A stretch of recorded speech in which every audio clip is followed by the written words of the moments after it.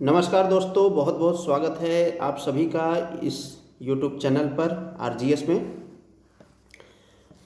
और आपका प्यार मिल रहा है कमेंट के माध्यम से, मैसेज के माध्यम से। बहुत बहुत धन्यवाद आप सभी लोगों का। और चलिए आज जो है हम लोग देखेंगे महत्वपूर्ण बिंदु को लेकर के। और दक्षिण का राज्य है तमिलनाडु राज्य, वहाँ के मुख्यमंत्री हैं MK स्टालिन जी। वो जो है जनसंख्या बढ़ाने की बात कर रहे हैं, अपने राज्य के निवासियों से अपील कर रहे हैं कि आप लोग जो है जनसंख्या बढ़ाइए, नहीं तो हमारी लोकसभा में संसद की सीटें कम हो जाएंगी। तो चलिए देखते हैं चर्चा का बिंदु क्या है। उससे पहले आप लोग जो है चैनल को सब्सक्राइब कर लें और अन्य लोगों तक भी शेयर करें। साथ ही साथ अपने व्हाट्सएप स्टेटस पर भी इस चैनल का लिंक लगाएं ताकि अन्य लोगों तक भी ये चैनल पहुँचे और हम आपकी तैयारी में मददगार साबित हो सकें। आपका समर्थन ही हमारे लिए मोटिवेशन है। चलिए चर्चा को आगे बढ़ाते हैं। तो तमिलनाडु के मुख्यमंत्री जो है MK स्टालिन जी हैं और उन्होंने अभी अपने राज्य के नागरिकों से आग्रह किया है कि आप लोग जो है जनसंख्या बढ़ाएं ताकि आने वाले समय में जब परिसीमन लागू हो 2026 में, तो हमारे राज्य की जो संसद की सीटें हैं, लोकसभा में सीटें हैं, वो कम न हो। तो मुख्यतः ये परिसीमन से संबंधित ये बयान है इनका। तो चलिए देख लेते हैं चर्चा में क्या है, चर्चा में क्यों है। तो लोकसभा और राज्यसभा विधानसभाओं के लिए निर्वाचन क्षेत्रों का परिसीमन वर्ष 2026 के बाद पहली जनगणना के आधार पर किया जाना है। वर्ष 2021 की जनगणना मूल रूप से कोविड-19 महामारी और उसके बाद केंद्र सरकार की ओर से देरी के कारण स्थगित कर दी गई थी। अब जो है जनगणना होने वाला है तो परिसीमन भी लागू होगा 2026 में। तो जाहिर सी बात है राज्यों की चिंताएं बढ़ जाती हैं, क्योंकि जो हमारे देश में लोकतांत्रिक व्यवस्था है, यहाँ पर सीटों का बंटवारा इस प्रकार से किया जाता है कि सभी नागरिकों को जो मत देने का अधिकार है वो सबके बराबर हो, यानी जनसंख्या के आधार पर सीटों का निर्धारण होता है। तो चलिए देखें, तो परिसीमन के बारे में देख लें। तो परिसीमन क्या है? तो परिसीमन का अर्थ है लोकसभा और विधानसभाओं के लिए प्रत्येक राज्य में सीटों की संख्या और क्षेत्रीय निर्वाचन क्षेत्रों की सीमाएं तय करने की प्रक्रिया है। इसमें इन सदनों में अनुसूचित जाति और अनुसूचित जनजाति के लिए आरक्षित सीटों का निर्धारण भी शामिल किया जाता है। यह परिसीमन प्रक्रिया परिसीमन आयोग द्वारा जारी की जाती है, जिसे संसद के एक अधिनियम के तहत स्थापित किया जाता है। वर्ष 1952, 1962, 1972 और 2002 के अधिनियमों के तहत परिसीमन आयोग का गठन किया गया था और ये आयोग 4 बार बन चुका है अब तक, 1952 में, 1963 में, 1973 में और 2002 में। पहला परिसीमन का कार्य जो है राष्ट्रपति द्वारा वर्ष 1950-51 में किया गया था। तो उस समय आयोग नहीं बना था, उस समय राष्ट्रपति द्वारा ही किया गया था। चलिए बात करें तो लोकसभा की राज्यवार संरचना में परिवर्तन लाने वाला अंतिम परिसीमन वर्ष 1976 में पूरा हुआ और यह वर्ष 1971 की जनगणना के आधार पर किया गया था। भारत का संविधान यह आज्ञापित करता है, यानी यह निर्देश देता है कि लोकसभा में सीटों का आवंटन प्रत्येक राज्य की जनसंख्या के आधार पर होना चाहिए, ताकि सीटों का जनसंख्या के अनुपात सभी राज्यों में लगभग समान हो। इसका उद्देश्य यह सुनिश्चित करना है कि प्रत्येक व्यक्ति के वोट का भारांक लगभग समान हो, भले ही वे किसी भी राज्य में रहते हों। यानी भारत का कोई भी राज्य हो, सपोज उत्तर प्रदेश है और दक्षिण के राज्य हैं, तो उत्तर प्रदेश की जनसंख्या जो है ज़्यादा है और दक्षिण के राज्यों की जनसंख्या कम है, लेकिन इन दोनों के सीटों का जो भारांक है, वोट का भारांक जो है वो समान हो, इसलिए परिसीमन लाया जाता है। हालांकि इस प्रावधान का अर्थ यह था कि जनसंख्या नियंत्रण में कम रुचि रखने वाले राज्यों को संसद में अधिक संख्या में सीटें मिल सकती हैं, इसका ये उद्देश्य था। अब देखिए 42वें संविधान संशोधन, जिसे मिनी कॉन्स्टिट्यूशन कहा जाता है, और इंदिरा जी के समय में लाया गया था 1976 में। उसके तहत कुछ प्रावधान भी किए गए थे। तो इस तरह के परिणामों से बचने के लिए संविधान में संशोधन किया गया था। 42वें संविधान संशोधन अधिनियम 1976 ने वर्ष 1971 के परिसीमन के आधार पर वर्ष 2000 तक के लिए राज्यों में लोकसभा के सीटों के आवंटन और प्रत्येक राज्य के प्रादेशिक निर्वाचन क्षेत्रों में विभाजन पर रोक लगा दी थी। उसके बाद होता है 84वां संविधान संशोधन, जो 2001 में आता है। इसमें क्या हुआ था कि सरकार ने वर्ष 1991 की जनगणना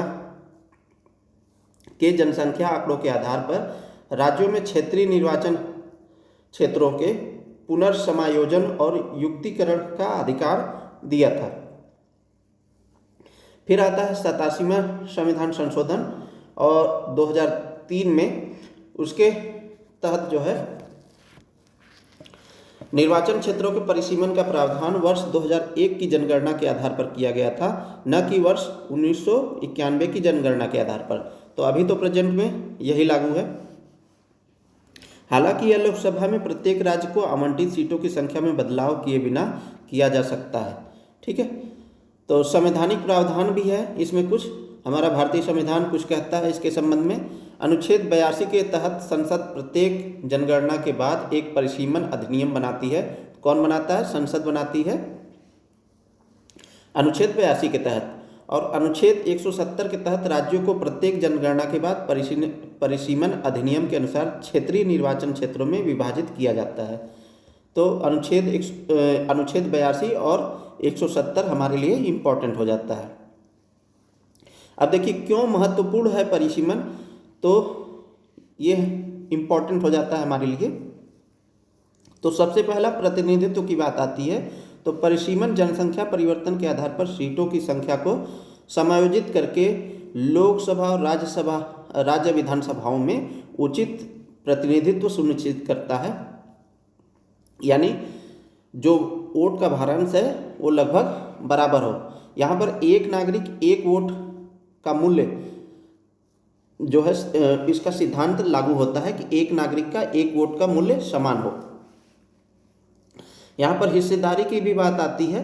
तो परिसीमन का उद्देश्य क्या है कि समय समय पर जो है जनसंख्या परिवर्तन को ध्यान में रखते हुए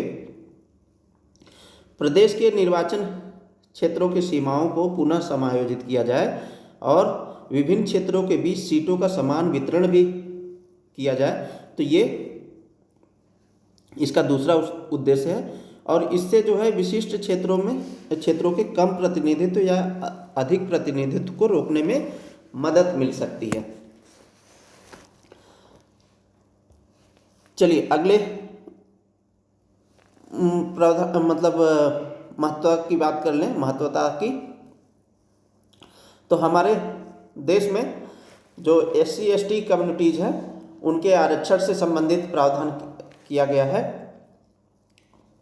तो परिसीमन जो है संवैधानिक प्रावधानों के अनुसार SC/ST के लिए आरक्षित सीटों का आवंटन निर्धारित करता है, जिससे हाशिए पर स्थित समुदायों के लिए पर्याप्त राजनीतिक प्रतिनिधित्व सुनिश्चित हो सके।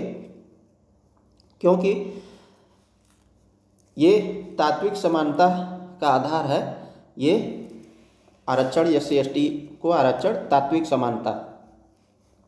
समानता दो प्रकार की होती हैं। एक तो सैद्धांतिक होती है, चलिए मैं लिख देता हूँ थोड़ा सा। एक होती है सैद्धांतिक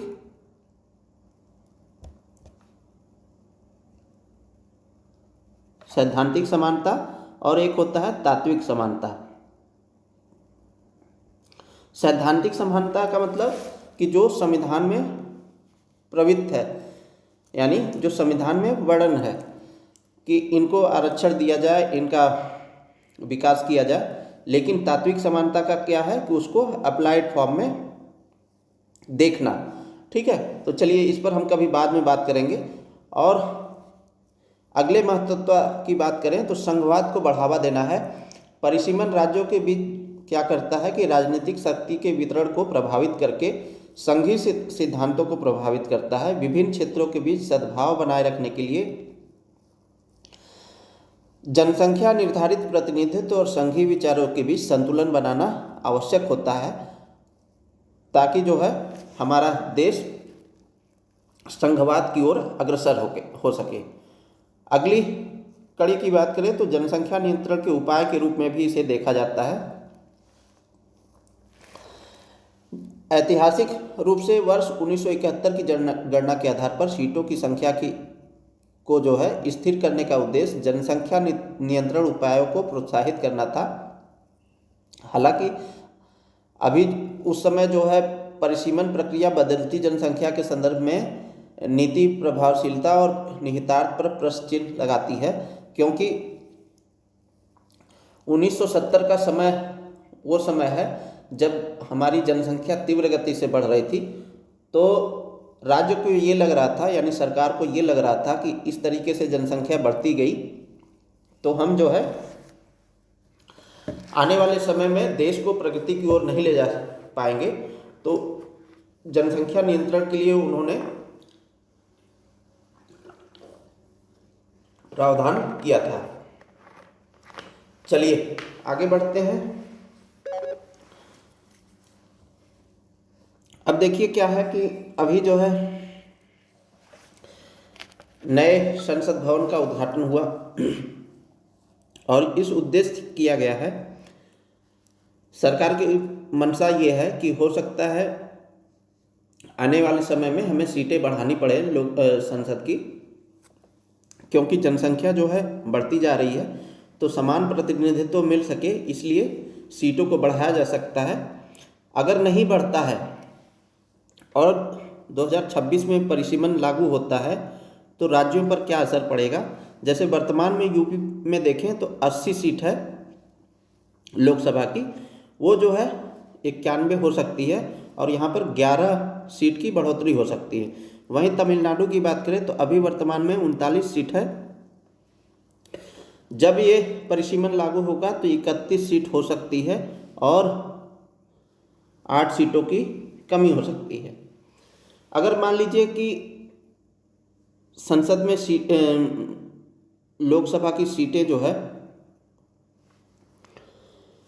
884 हो जाती है, 848 हो जाती है, तो उस कंडीशन में क्या होगा, यूपी चूँकि जनसंख्या बल इसकी ज़्यादा है उत्तर प्रदेश की, तो वर्तमान में तो सीट 80 है लेकिन ये 143 होने की संभावना है और यहाँ पर 63 सीटें बढ़ सकती हैं। वहीं तमिलनाडु की बात करें तो वर्तमान में 39 है, यहाँ पर 49 हो सकती है प्रोजेक्टेड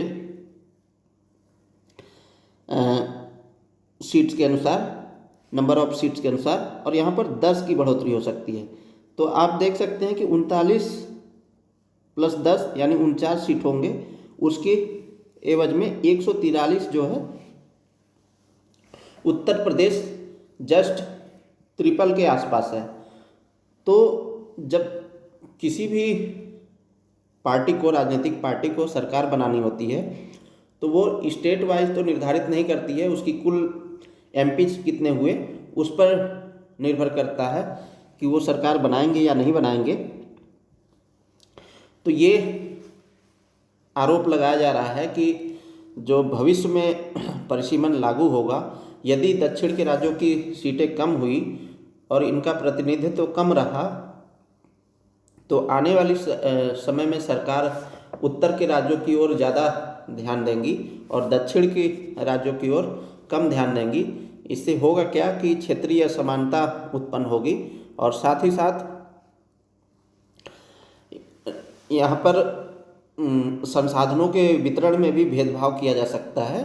तो ये सब विशेषज्ञों द्वारा आरोप लगाए जा रहे हैं और इसी को लेकर के अभी एमके स्टालिन जी जो वहाँ के मुख्यमंत्री हैं तमिलनाडु के, उन्होंने अपने नागरिकों से बोला है, अपने राज्य के नागरिकों से, कि आप जो है शादी के बाद ही तुरंत बच्चे फैमिली प्लानिंग ना करें, बल्कि बच्चे प्लानिंग करने की कोशिश करें। तो ये सब था मुख्य बातें। आप बताइए कि परिसीमन आयोग का गठन जो है कैसे किया जाता है, और साथ ही साथ ये भी बताने का प्रयास कीजिएगा कि परिसीमन यदि लागू होता है तो इस पर दक्षिण के राज्यों में और उत्तर के राज्यों में क्या असर हो सकता है। तो इन्हीं सब बातों के साथ चर्चा को विराम देते हैं। मिलते हैं किसी नेक्स्ट वीडियो में, और तब तक के लिए बहुत बहुत धन्यवाद आप सभी लोगों का चैनल के साथ जुड़ने के लिए, और नमस्कार, जय हिंद।